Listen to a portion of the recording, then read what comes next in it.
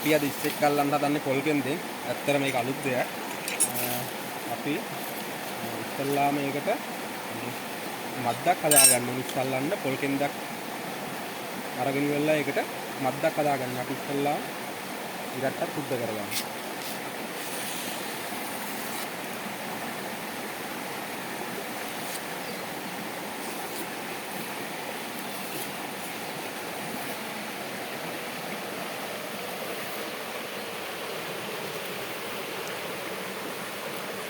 මේ වගේ ටිකක් දිග ඉරට්ටක් සුද්ධ කරගන්න ඕනේ.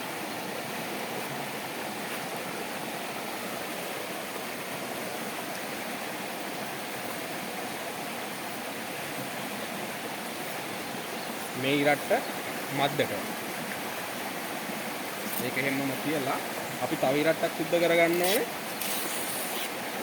පොල් කෑල්ලක් ගහන්න. ඒ කියන්නේ පොල් කෑල්ල දාලා තමයි මේ ඉස්සව ඉන්න තැනින් එළියට ගන්නේ දිය යටි.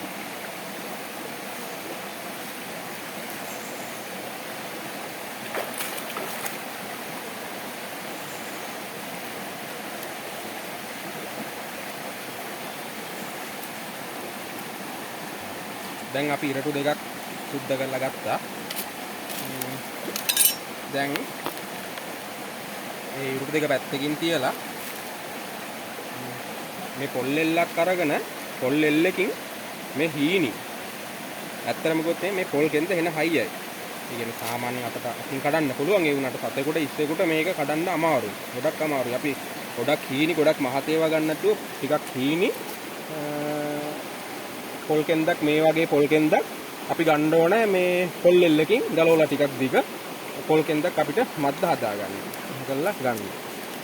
අරගෙන අපි මේකෙන් මද්දක් හදාගන්න ඕනේ. මෙන්න මේ විදිහට මද්දක් හදන්නේ.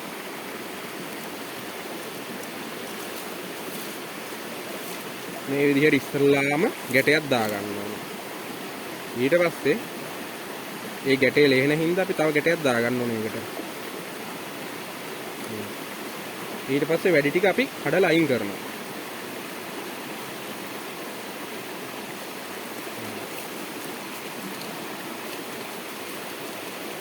ඒක ලැබුණා මම ආයෙ පාරක් ඒ ගැටේ ගන්නවා.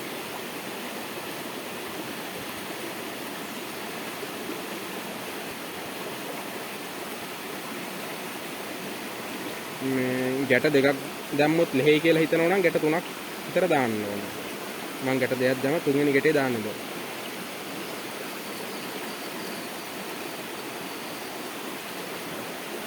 හරි. මම දැන් ගැට තුනක් දැම්මා. ටිකක් එහැයින් මේ වගේ කඩා ගන්නවා. දිග වැඩි ටික. ඊට පස්සේ මද්ද හදාගන්නේ දැන් මේ හිල තියෙනවනේ. මේ හිල ඇතුළට පොල් කෙන්දේ අනිත් පැත්ත අපි දාගන්න ඕනේ. දාගත්තා. දැන් මේක මද්ද.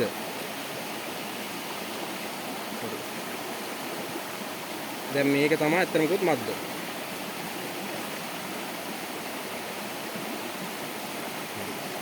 මේක තමයි දැන් මද්ද. දැන් අපි මේ මද්ද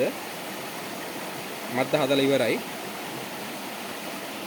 දැන් මේකෙන් අපි තව මේ මද්ද දැන් ඉරට්ටේ බැඳ ගන්න තව ටිකක් දිග හොඳ හීනි මේ හයිය පොල් කෙන්ද ගලව ගන්න ඕන හොඳ හීනි එකක්. හරි මේ තියෙන හීනි හයිය පොල් කෙන්ද ගලව ගන්න කැඩුනා ඒක.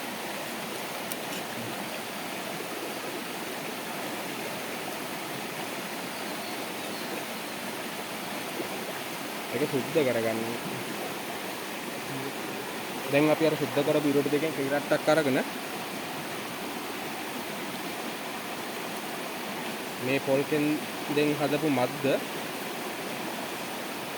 මේ අපි සුද්ධ කරපු ඉරට්ටට තියලා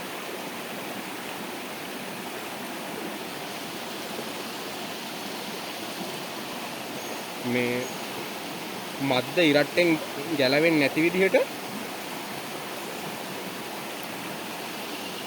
අපි බැද ගන්න වෙලා ගන්න මේ ඉරට්ට මද්දට තියලා බැඳ ගන්න ඕනේ.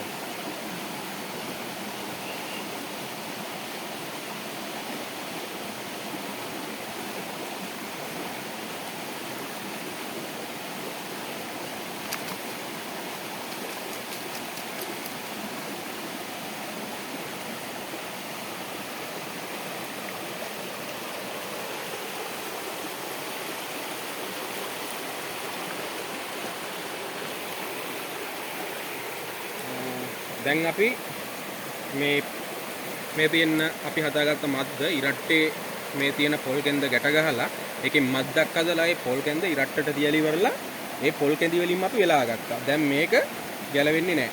දැන් අපි ඉස්සල්ලාද්දී මම ඔයාලට කියලා දෙන්නම් කොහොමද ඉස්සල්ලාන්නේ කියලා. දැන් අපි මද්ද හදාගත්තා. මද්ද තියලා දැන් අපි මේ ඉරට්ට මෙතන අක්කිස්ස ටිකක් උල් කරලා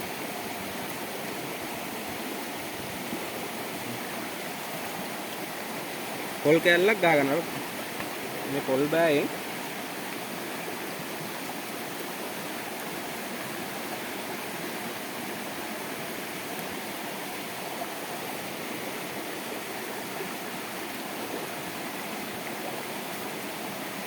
පොල් කෑල්ලක් මේ විදිහට කඩලා ගන්නවා. හරිද? ඊට පස්සේ මේ පොල් කෑල්ල පොල් බෑයෙන් වෙන් කර ගන්න ඕනේ මෙන්න මේ විදිහට. හරිද? දැන් මේ පොල් කෑල්ල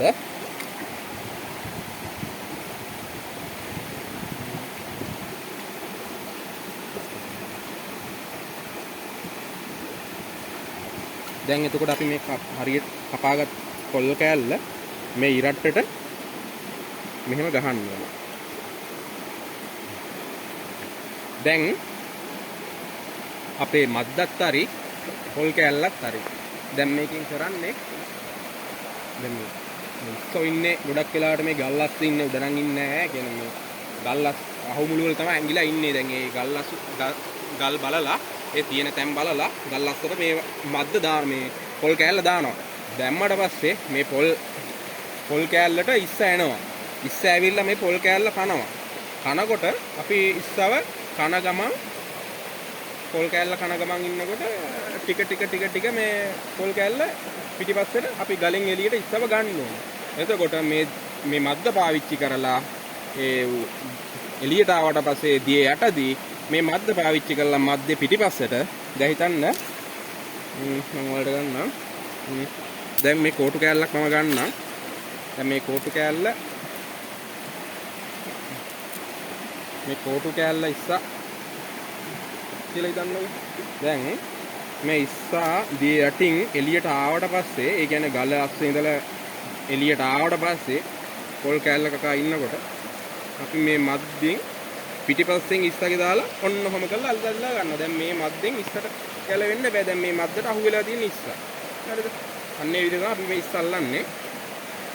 දැන් අපි ඊට පස්සේ ඉස්ස අල්ලගත්තට පස්සේ ඉස්ස ගොඩට අරන් ඉවරලා අපි ආයේ මද්දෙන් මේ මද්ද බුරුල් කරන්නේ. මේ මද්ද හොතට අපි හයියෙන් අදින හින්දා මේක හොතට තද වෙනවා. මම මේ දී කෑල්ලට නිකන් දාලා ඇද්දට මේ මද්ද මෙහෙම කරලා හදා ගන්න ඕන. රවුන්ඩ් කරලා ලොකුවට හදා ගන්න ඕන. මොකද මද්ද එහා මෙහා වෙන්න ගියොත් දෙයටදී අපිට